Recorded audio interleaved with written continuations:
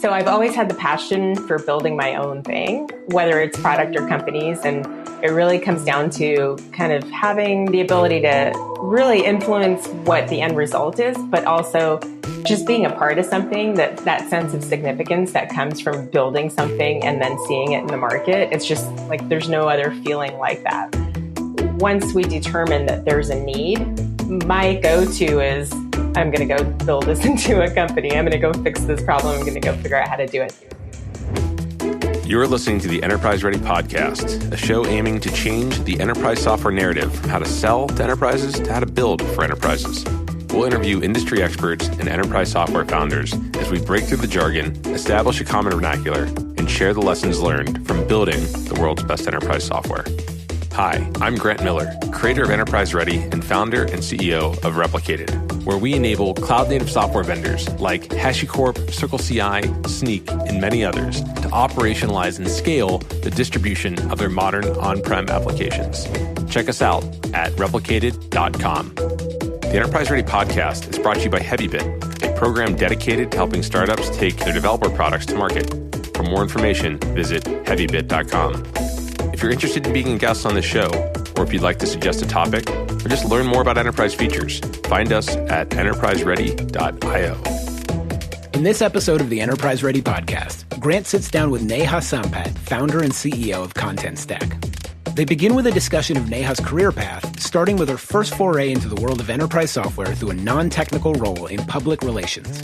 Through networking with product managers and marketers, she realized a passion for building products and began her software career at Sun Microsystems, the darling of Silicon Valley at the time. They then discuss her time at VMware, where Neha discovered her unique ability to bridge the gap between the business side of an organization and the IT side, a skill that she would carry with her for the rest of her career. This newfound passion would lead Neha to found multiple companies upon leaving VMware, ultimately leading to the founding of Contentstack, a platform that pioneered the Headless CMS and was built to address industry needs for a dynamic content management system. The discussion then turns to how startups should go about addressing pricing when finding a product market fit, and when organizations should move from suites to stacks and adopt an API-first series of microservices in their application architecture. Finally, the two discuss how founders can best advocate for their company and brand when building their organizations. Many thanks to Neha for her time. This was a fantastic episode to record, and we really hope you enjoy. All right, Neha, thank you so much for joining.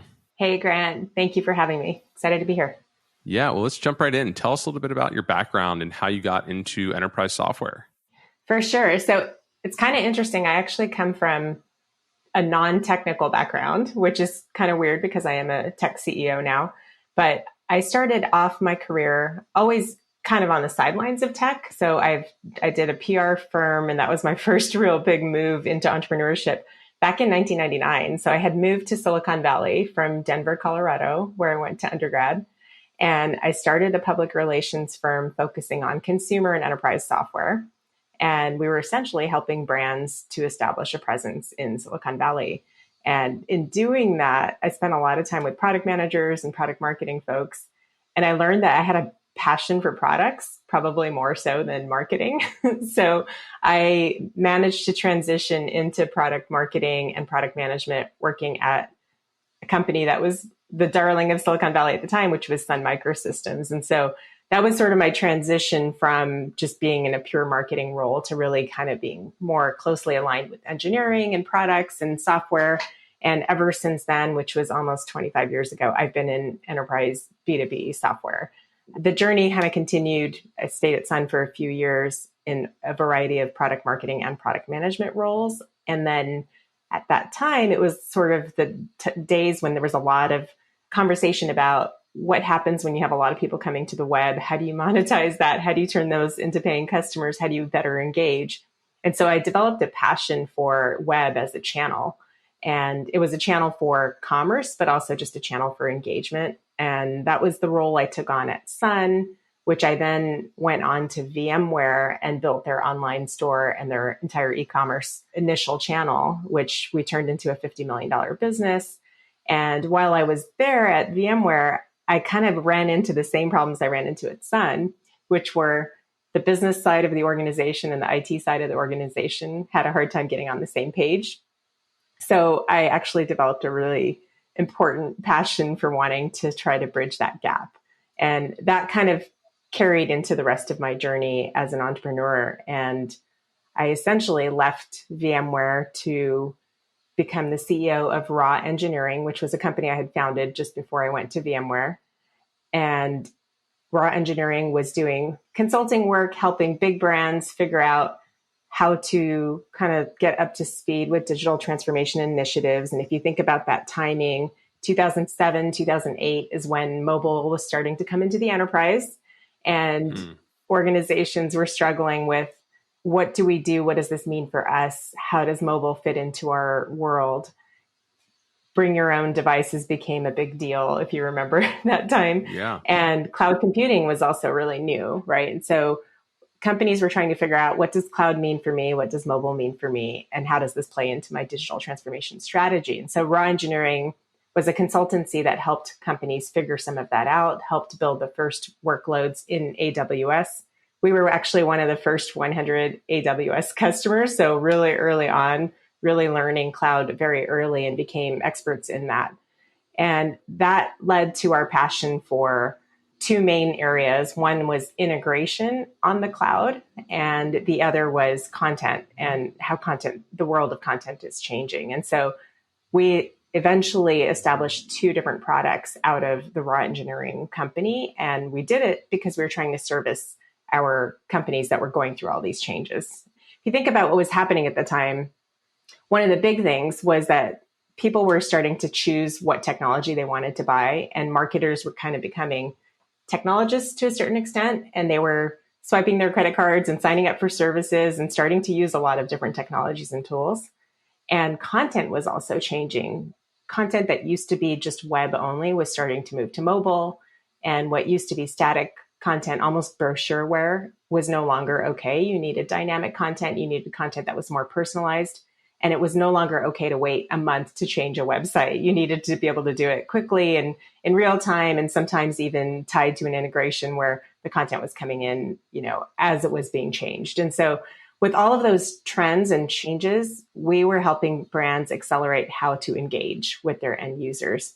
And we eventually built two different products. One was Built.io, which was an integration platform as a service. And that integration platform connected any service with an API to anything else with an API, and then orchestrated workflows between them. So if you think about something like a Zapier, all the way to something like a MuleSoft, we sat right in the middle of that and democratized integration inside enterprises. And that was Built.io, integration platform as a service, or iPaaS as it's called in the market.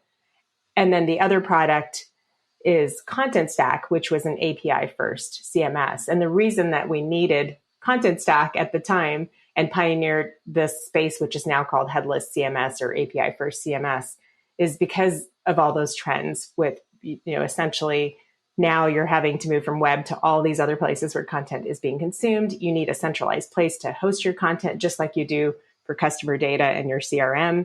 You need a way to connect that to all the different services and tools that your company and people inside your company are using. You want to balance business users and technology users, and you want to make experiences more dynamic. And so as digital experiences were starting to evolve, the content management related to that also evolved.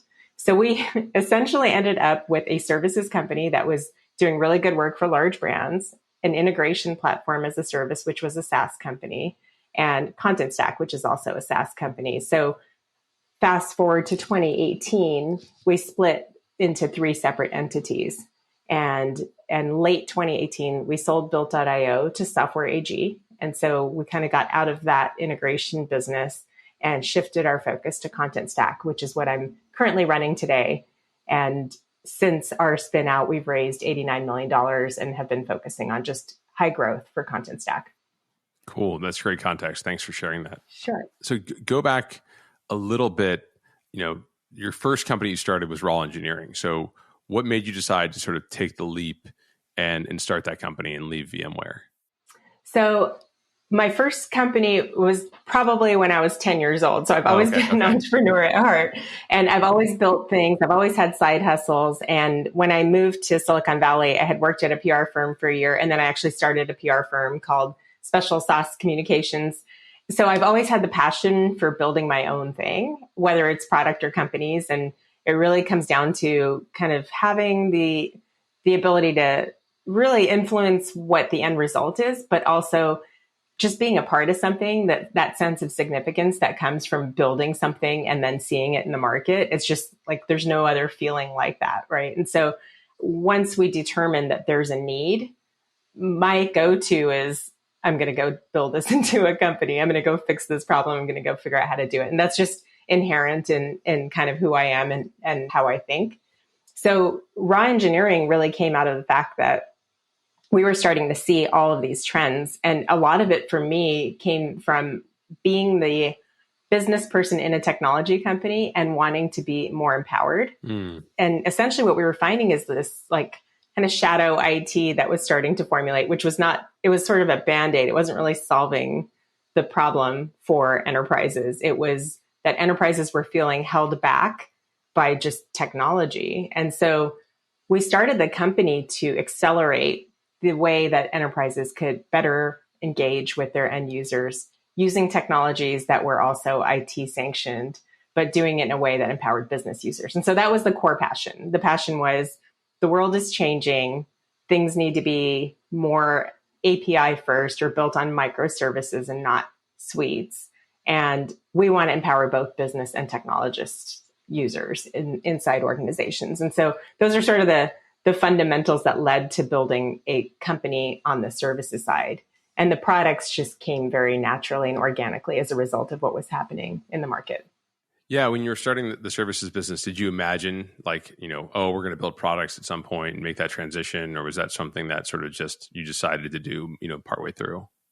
Yeah, so we actually, when we started the company, the intention was to build the integration platform because that was the first kind of aha moment. Everyone's buying all these services and tools. Nobody's talking to anybody about it. There's no centralized way to manage it. And we built it with this idea that integration is moving away from the data center behind, your VPN on, firewalled systems and your servers that you manage and into the cloud. And at that time, we actually said integration's moving to the web because cloud was still a new technology, hadn't really been figured out. So we started the company with the passion for integration on the web, but it was 10 years too early for that because there weren't that many SaaS tools yet. It was still new. It was still kind of formulating. And Internet of Things was also a big term that was being thrown around at the time. And how does that, what's IoT for the enterprise? And so as we were trying to think through all of that, we ended up taking on a lot of service engagements to help companies work through these problems. And that actually just informed us further what was really happening across not just the companies that we had spent time in, but the companies we were servicing. So we had a much broader view into what's really happening in the market, what are the real pain points, and how do we address them? And so we built the products out of like pure necessity. Cool. And were you just like giving them to your customers initially? Was it like part of their ongoing consulting fee? How did you think about like pricing those? Because I think there's a lot of folks that have consulting companies that, dream of making this transition to actually being a product-led company. So how did you do it? It's a really good question. So we didn't know how at the time. And I think that's true for several companies that start the way we did. We started off adding it to our service engagements. And I would say the first few started off as like tiny little licenses, just from a legal perspective to be able to license the software. I could say that the first Contentstack contract was hundreds of dollars a month, not thousands. And over time, we realized that we were way undervaluing the software, but it took a few years to really figure out how to build a true SaaS company because we were in the mindset of a services company. And I would say that late 2016, we had made the decision that we should split the companies. It took us about a year to figure out how to do it well and in a way that was fair to our customers and our partners and our employees. And January 1st, 2018, we were split into 3 companies, 2 of which were SaaS companies, all licensing based with very limited services revenue. And how did you determine like who would run each company? That also kind of happened naturally because we did give ourselves the time to figure it out. My passion was always on the content side because I had, in my career built digital commerce platforms and rolled them out. And I actually believed that the business user was going to come ahead in the content experience in terms of kind of the balance between developers and business users. A lot of the innovation that was happening landed on the business user side. And so for me, that was my passion. I wanted to go down the content path. And my co-founder was an integration nerd and still is. And essentially, he came out of TIBCO Software, where he had been one of the key architects behind their BusinessWorks integration platform. And so that was his background. Integration was in his blood. And, for him to go down the path with Built.io made a lot of sense. So that's how we divided and conquered. And we found additional help to help us run raw engineering while we were going through the transition. So now, both raw engineering and Contentstack are run by completely different folks. Built.io, we obviously exited and were able to get my co-founder back in Contentstack. Oh, funny. Yeah, I love that. And then is raw engineering still like a services partner, or is that like, is services still, is it part of the business still at Contentstack or not? So we have several implementation partners, and raw engineering is still one of them. So there are joint customers with raw engineering, but we work with an ecosystem of other system integrators now kind of around the world. Cool. But raw engineering does still have a Contentstack kind of business and expertise, but they do several other things as well. Yeah, that makes sense. What were the biggest challenges in terms of making that transition? Because I think it is, there's so many folks that really try. Like you mentioned, pricing was a challenge, organization structure. What are the other sort of, like maybe unforeseen consequences that might arise if someone tries to do the same thing? Yeah, I think if we look back and I kind of think about my inexperience with it, there's a few things that would change. And one of them is if you just think about the outcomes for a services company versus the outcomes for a SaaS company and how the market looks at how those companies are valued. So a services company typically is valued at the most 2x the revenue, where a SaaS company can be valued at 20x or more, right? And so sure. Just by doing the spin out, one thing that happened was we increased the value of all the companies, just automatically, without even really having to do anything besides the legal paperwork related to it. The hard part of that was which employees end up where and what, how do you incentivize them? Sure. And for a product company and a SaaS company, it's kind of easy to know that, giving them equity in a growing SaaS company is going to be the right model. In a services company, in hindsight, I probably would have done something more related to profit sharing or some kind of an incentive program to grow profitability, because it's just a different kind of model. And that was something that we didn't know at the time. And when people ask me now about going through this type of restructure, it's one of the things that stands out the most is just think about the incentive for your employees on both sides. And then the other piece that we're really proud of is we kind of have this mantra, which is care without compromise, that we think about when we think about our customers. And at Contentstack, as an example, we've got nearly 100% customer retention, which in an enterprise SaaS company is unheard of. It was 98.8% in the last fiscal year. Wow. So once we get a customer on board, we hang on to them, we take good care of them, we make sure that they're successful. And that, I think, actually came a little bit out of having a services mentality when we were at raw engineering, and that kind of carrying over into the company. And so when we did the split, we were also very careful to figure out which companies, from a customer perspective, should be assigned to which entity. And we ensured that there was an agreement between raw engineering and Contentstack that we would have that care without compromise carry through. So if there was a Contentstack challenge that raw engineering had, or a raw engineering challenge that Contentstack customer had, we would make sure that the touch points were really clear. It was really easy for the customer to understand that they're going to be taken care of regardless of which company they're dealing with. And that's just become sort of a mantra for us when we work with other partners as well. That makes a lot of sense. Sort of the services mentality, really driving high retention rate, and sort of as a services business, you're so used to just constantly engaging and talking to your customers because that's what your job is. And so, when you build a product out of that, it would make sense that you would keep that sort of high level of touch. That's great. Absolutely. And I think what's important is, as a SaaS company, you're not expected to have a professional services arm. And in fact, if your professional services outweighs a certain percentage of your SaaS revenue, it's actually looked upon negatively by the street.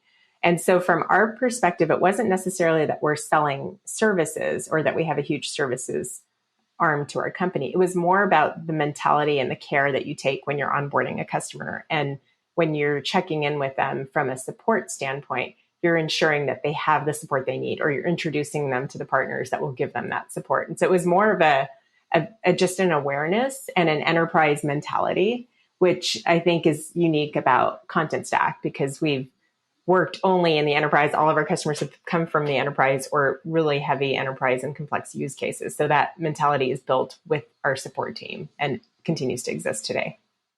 At what point into the company lifecycle at Raw Engineering did you say, hey, let's actually start to build the products versus like just doing the services? Was it day one? Was it like, we're going to wait a year or two to get our feet settled? Yeah. Like where was the timeline? It's a little bit weird twists and turns here. So I'll start at the beginning. So at the beginning, the intention was to start with the product, and we wanted to build Built.io. We started there.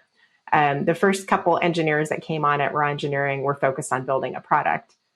We quickly learned that we were too early and the market wasn't ready for what we had in mind. And so we pivoted first to services and focused on services for a good, probably 3 years before we realized, okay, things are shifting again and we're ready to start focusing on the product. I specifically remember it was September or October, fall of 2011, when my co-founder Nishant sent a message to his team saying there needs to be a more simple CMS. And it was because we were working with a robotics company that was trying to send customized content to their devices, right? And so this was like none of the web content management tools would work. And as a services company, we had implemented Tridion, Sitecore, Adobe AEM, Drupal, WordPress, and we knew what they were capable of and what they were not. And as the world was moving towards needing omni-channel content, we found that there just needs to be something simple. It needs to be an API where you can easily fill out a form and then push content to a device that's unique or new. And that was the birth of Contentstack, or from my perspective, the birth of Headless CMS, because he sent this message. Within 2 months, we had a hello world, and we were able to incorporate it into the services we provided to the robotics company. And then fast forward to 2013, and we had productized it. And it was a natural progression because more and more of our customers were starting to need this really easy form-based way of changing content in their, like a section of their mobile app or a part of their kiosk in their store. It was just like little projects, second CMS projects, essentially, that were driving kind of the need for this. And that eventually evolved into, well, content management can be a hub, and where you provide that content, wherever the presentation layer is, whether it's the web or mobile or your in-store kiosk or a big billboard inside an arena, it can all come from the same place. And that was essentially the birth of Contentstack as a product. So it really did happen very naturally and organically. And we productized it after having it in the market with some of our services customers. We productized it in 2014 to sell as a standalone license under the Raw Engineering company, and then spun it out 4 years later. Yeah, that just clicked for me a lot. So the idea that you were this integration sort of focused company, initially a product company and then an integration focused service company, and you're doing all of these integrations for all these enterprises, and you realize like none of these CMS systems that exist at the time are API first. They're all sort of designed to go to a UI and then like publish it to a website that they create. And so there's this just like core insight, like we're doing all this great integration for all these other tools, and there isn't a very integratable CMS. And so let's build one that's sort of, kind of developer focused and, a little bit more like, to the point of headless, like you can use it without having to like design it for a specific website. And so that clicks for me, right? That is a great story, and it does make a lot of sense. And it is interesting, sort of one of the key insights I have here is sort of, one, like I just love companies that are like, we don't die. We're like, we went to the market too early. We figured out that there wasn't an opportunity. Like we went, we were too early. So like, we're like, oh, let's just like do a bunch of services for a while until the opportunity really presents itself. Then it presents itself. You build the products. And because you're in this really interesting position so close to all of these enterprise users, you're seeing a broad spectrum of use cases, and you're able to identify, this new opportunity as it's emerging, and sort of, and if you kind of always have your eye, if you're a builder and you're always sort of seeing opportunities everywhere, you're like, this is a big one. Yeah. I love that. That makes so much sense. Yeah. Well, and if you think about like how much things evolved while we were in the mix, right? We were there, we're kind of guiding the companies, and then the market was also evolving really fast around us.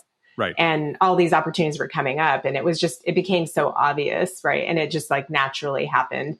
And now there's multiple headless CMS providers in the market. And even though we were kind of one of the first to market, it's become a huge industry and a huge market opportunity over time. But yeah, we were thinking about it 10 years ago. Yeah, no, it makes a lot of sense. I guess like the other challenge of doing what you did is I think there is likely and there might be some stories from raw engineering timeline around this, a likely tendency to try to build too many things, right? You're like, oh, there should be product for this and this and this. And so, it's not just Built.io and Contentstack, but there might be, there's probably at least a list of like 10 other products that you thought about building or started to build a little bit, or like had these ideas. So, one, is that true? Like, were there sort of other things you wanted to build? For sure. We built several things that never really made it to market. We did build a product in the MBaaS category, mobile backend as a service, which was an application platform for building mainly mobile applications, but really any applications. Like Firebase and these kind of things too? Similar world. Yeah. So ours was called Built.io Backend. Okay. Before we did the split. And that product became a mobile backend for sports team apps. And we work with several NBA teams at Raw Engineering, including the Sacramento Kings, the Miami Heat, the Atlanta Hawks, and a few others. And that eventually transformed from an MBaaS to a digital fan experience platform, which is what it is today. Oh, interesting. Yeah. But we did build other things that literally never made it to market. This is a challenge with being a builder and an ideas person, is you often, instead of going to the market to pick something that already exists, you just like have an inclination to build it yourself, and you have the team that can, and then everybody thinks they know how to do it better. And you have to like hone it back in from time to time to remember, we used to say about, just kind of focusing on your core competencies, but it's really just about like, what are the critical capabilities you bring to the innovation that you're trying to put out, and how do you kind of stay on that path? Because otherwise you literally could build something new every day. And there's a lot of passion for building here. Yeah, exactly. And so like, I'm guessing there were probably some heated meetings where you're like, we need to stop working on trying to productize this and refocus on, because, I still think focus is what enables, software companies at our size to actually succeed and scale. So I'm guessing you had to rein the team back in a few times. For sure. But there is still a culture of innovating and building. And I think one of the ways that we've been able to scale that to a certain extent at Contentstack is we have innovation pods, and that's a part of the Contentstack labs. And the way that works is you set up a team, a full stack of like from ideation all the way to development and testing. And you build these pods that are building something that is adjacent to potentially content management. And that gives us the opportunity to see what ideas they come up with. It doesn't interfere with our delivery process for Contentstack. We stay on track. We have our, agile sprints, and we're able to deliver that. But it does allow us to explore adjacent innovations and potentially pull them into the Contentstack roadmap over time. And so kind of is like a balanced way to stay focused on the core product, but also continue to make sure that there is innovation happening. Yeah, that makes sense. It's a hard thing to do over time, that balance, find the right way to do it. And, you mentioned something earlier that I wanted to highlight because I think it's really interesting. I think you have a thesis around it, which is stacks, not suites. What does that mean to you? And sort of like, how do you guys think about that? For sure. Yeah. So if we go back to the days of us trying to implement existing content management software that was almost all, kind of built 25 years ago and just built for the web, those platforms are considered suites. They typically, you spend a ton of money on their license, but then you also spend a ton of money on system integrators and very specialized skill sets. And then you're kind of stuck to a certain extent. Now, the benefit has been that if you go down that path, you have this quote unquote one throat to choke mentality from a support perspective. And that's always been sort of the barrier to entry to the stacks approach. And what we talk about or think about when we're thinking about stacks is that's the concept of pulling together all the best of breed softwares and services that are out there to create your solution or to architect your solution. And more companies are moving down that path. It's becoming much more mainstream to choose stacks over suites. But the one barrier that's kind of been in the middle there has been, well, I want to be able to go to one place if I have a problem and not have to go to 5 different vendors or negotiate multiple contracts and all of that. Our way of addressing that is we've teamed up with several companies that are like us and that have this sort of microservices approach to building software and delivering support. And we created an alliance. So we were founders of what's called the MACH Alliance, MACH. And MACH stands for Microservices, API First, Cloud Native, and Headless. And if you put all of that together and you think about the companies that fall into this ecosystem, including system integration partners that can be your quote unquote one throat to choke, we also have our partners that believe in this concept of care without compromise, which I mentioned earlier. And we make sure that if you're a part of a content stack solution that we're delivering to the market, that the other players in that also agree that customer care is something that we share. And if there's a problem with one part of the solution, we're going to pull each other in and deliver similar SLAs and deliver similar customer support experiences. And that helps remove the barrier that typically used to exist for why companies would choose a suite over a stack. And it gives you as an innovator inside an organization the opportunity to pull together the best of breed of solutions and deliver the most engaging digital experiences by choosing the technologies that you love. Oh, interesting. And so is there like a defined sort of interface for different parts of the stacks? Like, is it, like, hey, this, you can be the CMS, you can be the, I don't know what the other parts of the stack are, but like. Yeah. So just to give you an example, I think a lot of the categories that come up a lot are, so definitely content and the content hub and commerce, personalization, digital asset management. Those are all the types of solutions that come together to create a digital experience, right? And you can go to the market and choose a digital experience platform, which is what the Gartners and Forresters of the world will call it. Or you can choose a few solutions that together make up a digital experience platform or solution. And so what we're saying is that if you go down the stack approach and you choose the best provider from an e-commerce perspective, the best provider from a content perspective, the best digital asset manager, the best personalization engine, the best SEO system, and you put all of those together, you can create a better experience. There is a better way, and you can continue to have a really great support experience.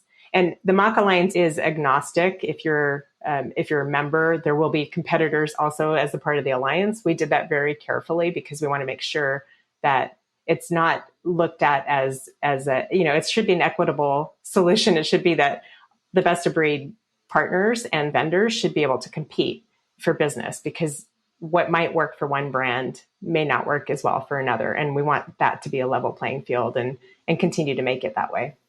That's great. And you founded it sort of in conjunction with some system integrators as well, right?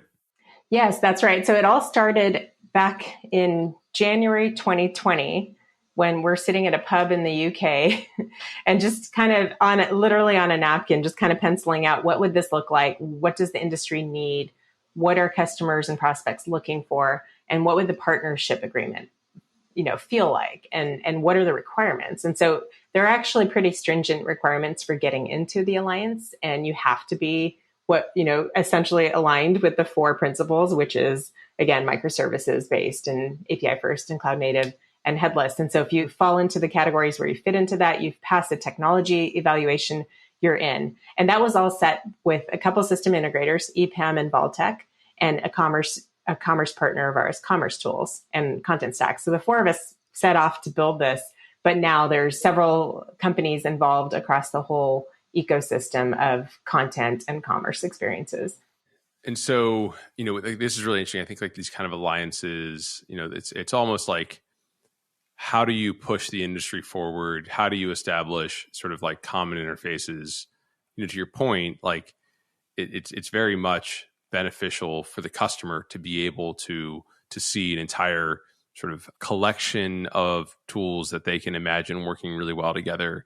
And, it's really interesting that you took it the next level, which is to even have consistent SLAs, right? So that service level agreement around like, hey, when you work with someone that's a member of this alliance, you're going to get X, Y, and Z type of support. But it's hard to push these things, right? It's hard to actually, get folks on board. So like, what were the steps that you did in order to sort of, get the other, members to come on board? Or was it just, did you get end users? Like what approach did you take? Yeah, great question. And, I think a lot of it is driven by the necessity in the market. And there are ambassadors from various brands that have adopted the mock approach to building technology.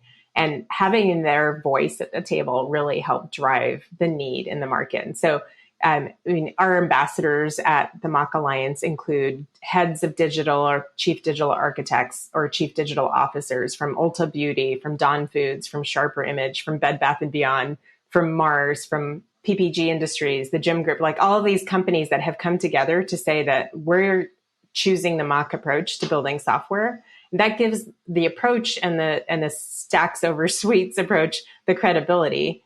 And then the companies coming together really just want in on being able to have those conversations. And it's become like almost like a huge drive in the market coming from multiple angles, because the systems integrators are now getting a lot more inquiries about how do I build a microservices approach to building my software or my solution.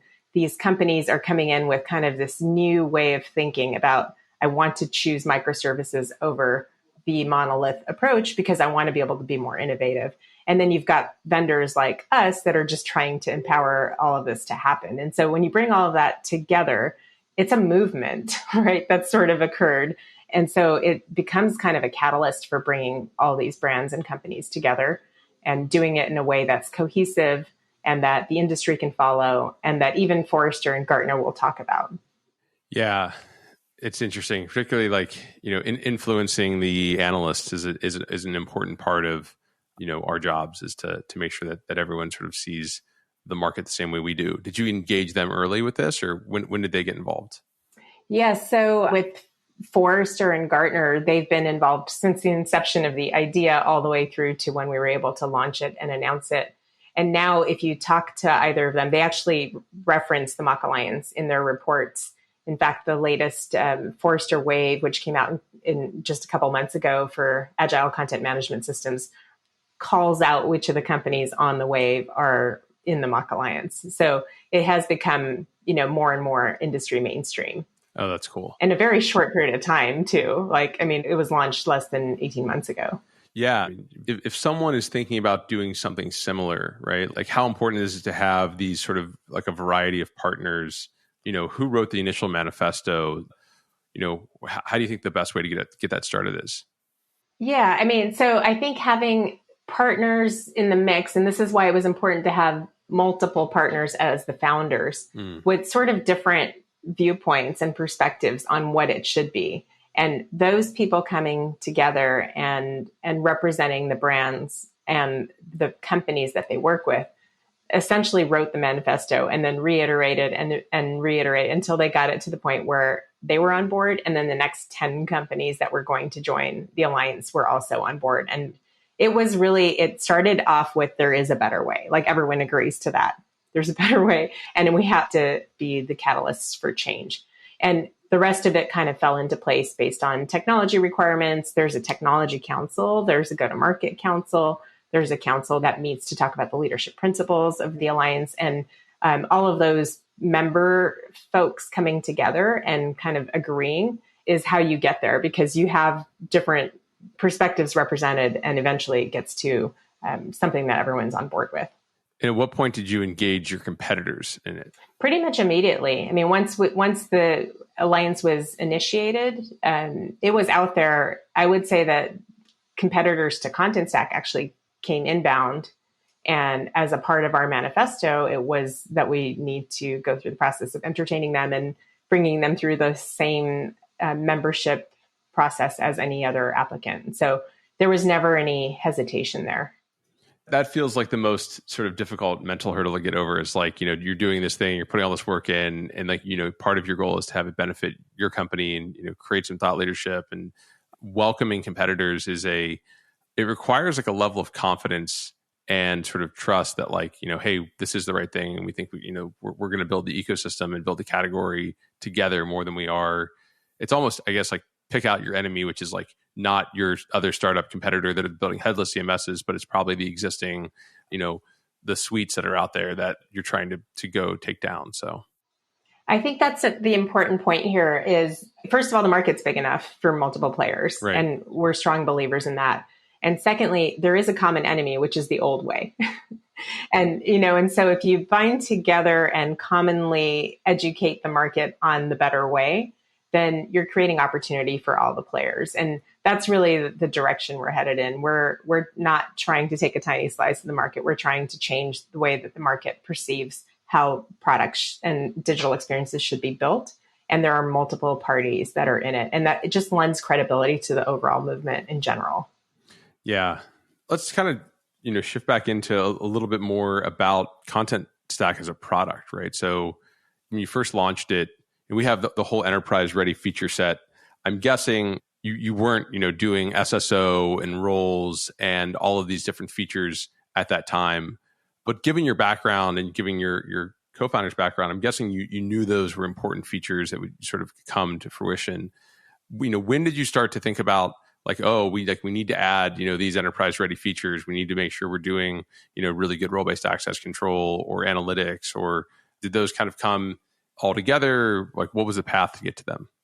Yeah, I mean, so, kind of going back to the services days, the services work that we did was all for enterprise companies. And so when we built the product from the ground up, it was meant to be an enterprise product, which is sometimes different than a product that starts with thinking about an independent developer and then starts to work its way up to enterprise.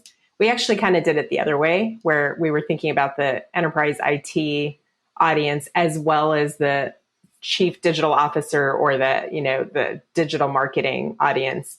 And the user experience was built from the ground up, thinking about those two sort of personas.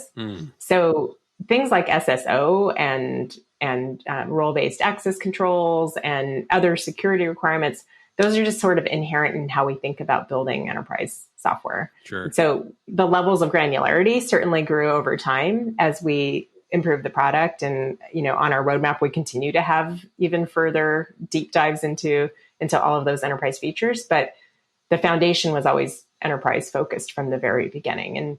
And I think what really influenced us in the earlier days, especially when we were still productizing, was the use cases that we were supporting for our enterprise customers. And so there were certain things that were table stakes, and that was built in from, the 1.0. And then we continued to add, the early days of our product roadmap was really driven by customers and customer needs. And then now, we're sort of pushing customers in the direction of where the market's going. And so there's been like a little bit of a shift since we productized and we built out the product management organization that is looking not just at customer needs, but also what's happening in the market and how do we influence our customers to do the things that are going to help them be successful. Yeah, that makes sense. Yeah. So really, coming at this because you had all these enterprise relationships, it was much more of almost like you knew you would be enterprise from the start. Do you think about yourself as like a top down? I mean, whenever I see anytime a company has requested demo as the call to action versus like, get started now, I always think about that as like the top down versus bottom up type of sale. But do you identify that way? Yeah, we do. And there's pros and cons to that, but we definitely have started at the enterprise level and like are working our way towards more of the masses in an organization. But yeah, certainly definitely more focused on enterprise level requirements. And so it is a top down approach. Yeah. And we do in our sales process, try to at least have a demo and at least bring both sides to the table. So if the inquiry is led by someone in IT or by a developer, we encourage them and almost insist that they bring someone on the business side to the table and vice versa, because it does help, kind of see the light and the fact that we are very balanced in how we deliver the product. Yeah. Also just very important to have multiple touch points, in that prospecting process to make sure that you're sort of giving both sides a seat at the table so that they feel engaged from the beginning and aren't going to block it, when it feels forced on them later. Yeah. Funny story. We have a large gaming company that's a customer, and we had someone on the business side at the table and someone on the IT side at the table. And at first, they actually did not even like each other. Like, it started off kind of hostile almost. And because of their experience in evaluating Contentstack and then kind of having this light bulb moment that, hey, you're happy, I'm happy, we both have what we want, they actually have since gotten married and they're out there living their life. And I like to think that Contentstack harmonizes people in really unique ways. The deepest integration. For sure. I love it. That's amazing. Were you doing most of your early sales? Were you kind of leading all the early customer adoption? And cause it sounds like you're on the business side. So was that your role early on?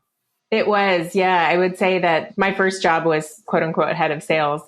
I'm actually not really good at it, to be honest, because I get so excited about making a customer successful that I don't even want them to pay me. And so it's a good thing that I've got real salespeople that are leading the charge now and have helped us to scale. I definitely have more of a services mindset. That's just kind of who I am. And I just want to see people succeed in what they're trying to accomplish. And I love to unblock business people who feel like they've been blocked by developers and technologists because there wasn't the ability to have the products that allows you to do both. And so I just I'm very passionate about that. But I do now have, of course, a sales team that's taught me a lot. And I still like to think that I'm out there as a seller, but more of an advocate for the company and the brand and our people more than anything. That's funny. I have a similar experience where I'm I don't really talk much about price because I'm allow the reps to handle that part. I just screwed up if I start, because I'm oh yeah, we should just do it for free. No, that's not the point. We got to make some money out of this. Yeah. That's funny. What early customers, I don't know if you can share names or who they were, but which ones were sort of formative in the product's life cycle and as you were developing it? And how are you engaging them? What roles were you working very closely with to sort of get that initial feedback to build the product out? Yeah. I would say the earliest customers were actually tech companies because they tended to be at the forefront of trying to figure out how to adopt cloud technologies and mobile technologies. And that eventually evolved into a very horizontal approach in the market to where we had insurance companies and retail companies and gaming and entertainment companies and quite a few sports teams actually at the early stage of our development. I'll give you one example that is one of my favorites, and I really love it because it was the culmination of bringing together all the products we were building. So this was a raw engineering-led services engagement with mobile backend as a service, API integration with Built.io, iPaaS, and Contentstack for content management. And that's the Miami Heat. And the Miami Heat was trying to build the best digital fan experience in the market.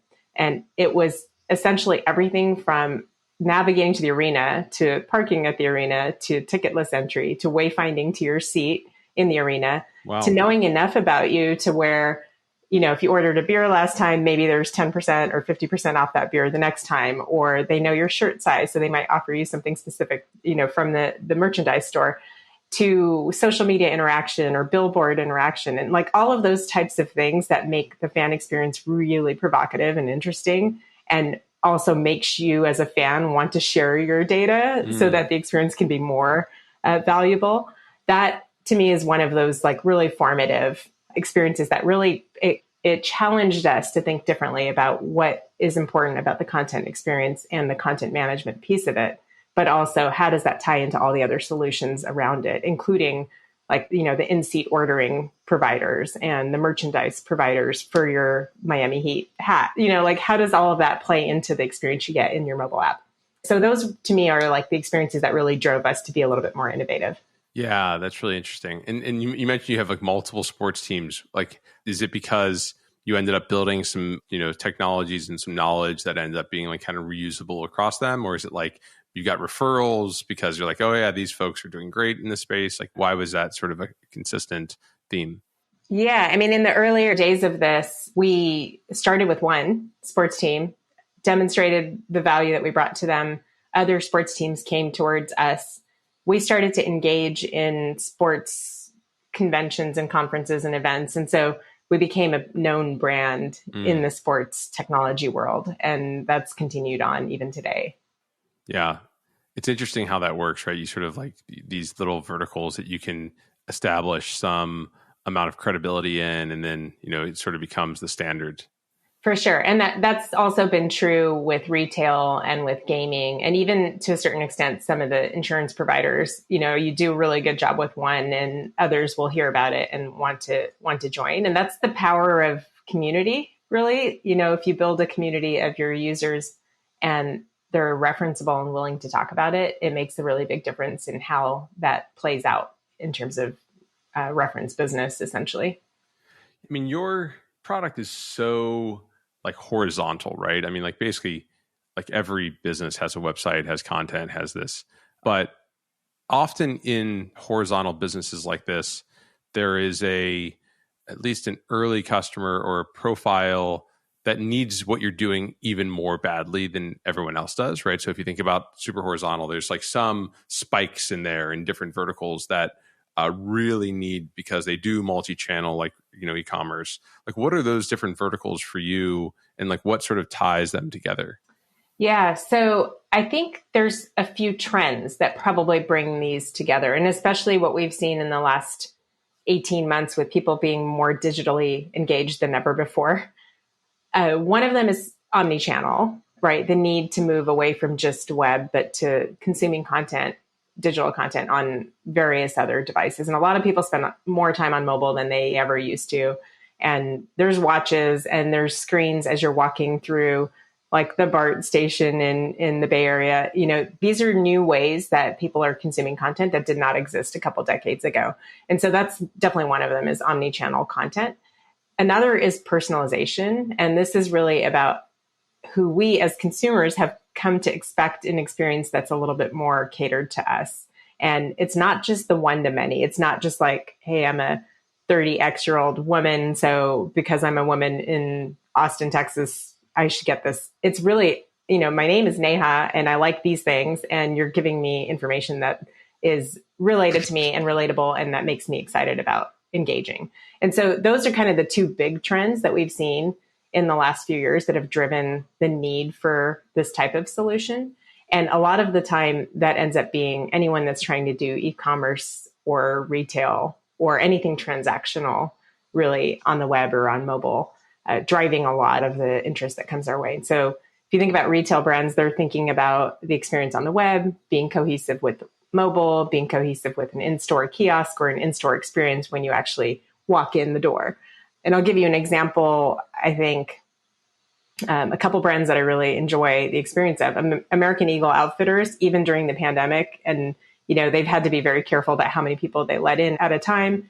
They've turned it into a way to have the person that's at the door ask a few questions while you're waiting, really just engaging very casually, sharing that information on the back end with somebody in the store, making sure that the person in the store knows how to help guide that person to the right place, and then entering that information in a way that then turns into a personalized experience in the digital world as well. And it feels so cohesive and natural that you don't even realize it's happening, and you're willing to share the information and you get value out of it. And that's the kind of experience that we're hoping to drive for brands, and what drives them to kind of a solution like ours.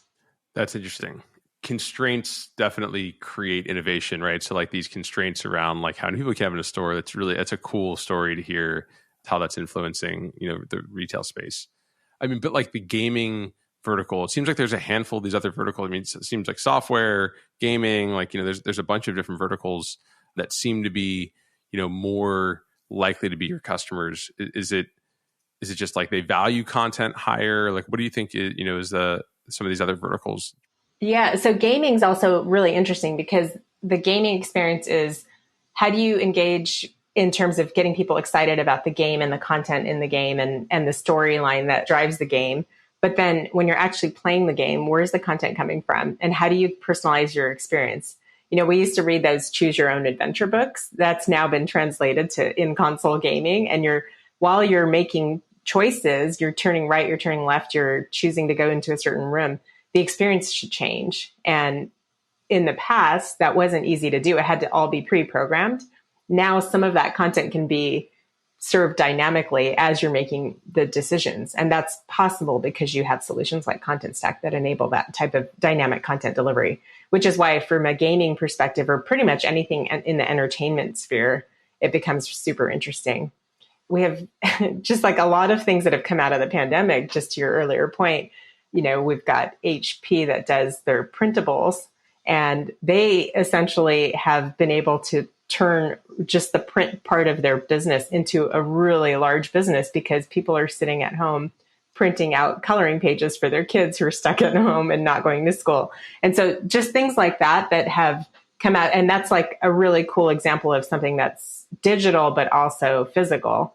And being able to transform that and create the personalized experience for your 3-year-old is like, just something that stands out. And you couldn't do that before. Yeah, it's interesting. And I guess the other one probably, we can move off customers after this, but I think it's interesting given the audience is there's actually a bunch of enterprise software companies that use your products. So you have folks like Elastic, 8x8, Ona, VMware, Weaveworks, all listed. What's really drawing them to the platform?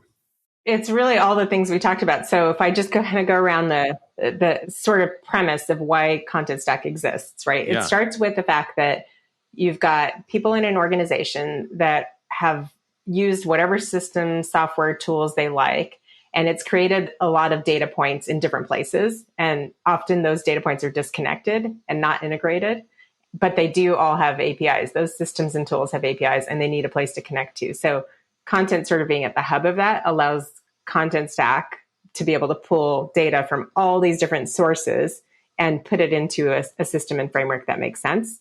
Then you've got business users and technical users that have different agendas and different timelines and different skill sets. And both of them being able to engage, both mindsets being able to engage with the same platform creates this magical harmony between different users inside an organization that really just want to, the technologists want to build cool stuff and the business users want to deliver better experiences. And something that allows both parties to be able to accomplish that is pretty awesome. Then you've got the omni-channel piece, which we talked about, which is really just creating experiences across, building it in one place, but being able to deliver it every place that matters. Sure. And then finally, there's all these trends inside an organization from a digital transformation perspective, which includes like analytics and AI and ML, and potentially moving from suites to stacks, adopting microservices. So at the hub of all of that, you've got content. And if you think about what used to matter is you've got customer data at your center and you need a CRM. The way that we think about it is you've got content at your center and you need a CMS that allows you to connect to all these different points. And that's why people are gravitating towards solutions like Contentstack, especially large organizations that have complex use cases and a lot of complexity in their organization that need something that understand that complexity. And that's where the enterprise-ness of Contentstack really ends up playing really heavy.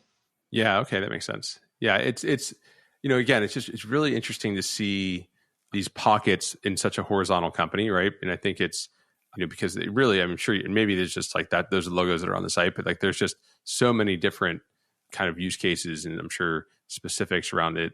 Part of it too feels like because it is, I think Headless CMS is a bit more kind of forward leaning. You mentioned you had a lot of software companies early. I think they're just often early adopters of, sort of like, technologies. And so they're the first to sort of see something like this and say, oh yeah, this is going to be really useful, even though they're not super omni-channel, right? They are, fairly, single channeled, but there's so many different use cases in that headless world that maybe it's just so much more appealing than having, the old WordPress site or something else up or some other standard suite of tools to manage their content.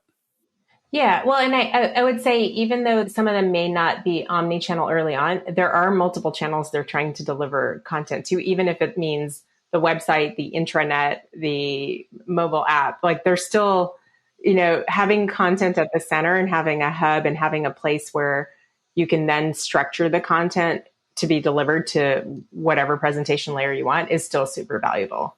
Yeah. Talk a bit more about the team. Like right now, how big is the team? How long have you been, growing this for? You mentioned you've raised a pretty good amount of money. Sure. Yeah. So we spun out of raw engineering in January of 2018 with about 50 people and no funding at the time. Oh, wow. So fast forward about a year and we did our first seed round, which allowed us to build some additional go-to-market team in mostly the US, but we hired our first person in Europe right after that. And then fast forward to late 2019, and we raised our Series A, which was $31.5 million. And that's when we really started to turn up the dial on hiring on the go-to-market side and built out a sales team both in the US and Europe. And then fast forward to now, just about a couple of weeks ago, we announced our Series B, which was a $57.5 million raise. So all in all, we've raised $89 million. We went from 50 people to 250 people over the course of the last 3 years. And now we're dispersed in San Francisco, Austin, Amsterdam, and India in terms of where we have offices. And we've got team members globally dispersed in various other places working remotely. That's super cool. And how has your role changed throughout the last, kind of 2 years as you've scaled this out and you're no longer leading sales and how do you think about your role today? Yeah, great question. So as a CEO, I feel like my job is to rally and unblock and then just get out of the way and allow people to do their best work. And so what that often means is I'm really like the glue. I'm trying to connect the different people together to make sure everyone's aligned. We're all marching towards the same beat. We're trying to get to the same end goal. And we're doing it in a way that's cohesive so that we can be effective and efficient while we do it. And so my role is that, but what I do changes every day based on what the top priorities are. If we've got a big announcement, if we have a big product release, if there's a customer escalation, if there's a partner we're trying to bring on board strategically, if I'm fundraising. So the day-to-day obviously shifts a lot in terms of what you're doing as an execution person. But my main role is really just to empower my team to do their best work. Cool. Neha, this was really a pleasure. I appreciate all of your insights and sort of walking me through the business and the backstory. If there's anything else you want to add, happy to hear that as well. Awesome. No, I just, for anyone who's in a similar boat to where we were, I just encourage you to give it a shot. Don't stop believing. It's not easy, but if it was easy, we'd all be doing it. So make sure you're challenging yourself and make sure you're having fun. Perfect. Thanks so much. Thank you, Grant. That's all we have time for today. If you're interested in being a guest on this show, or if you'd like to suggest a topic, or just to learn more about enterprise features, find us at EnterpriseReady.io. To learn more about Heavybit, visit Heavybit.com to check out the library.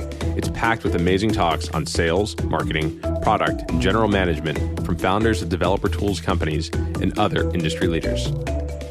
This podcast is also brought to you by my company, Replicated, where we enable cloud-native software vendors like HashiCorp, CircleCI, Sneak, and many others to operationalize and scale the distribution of their modern on-prem applications to the largest enterprise customers. Check us out at replicated.com.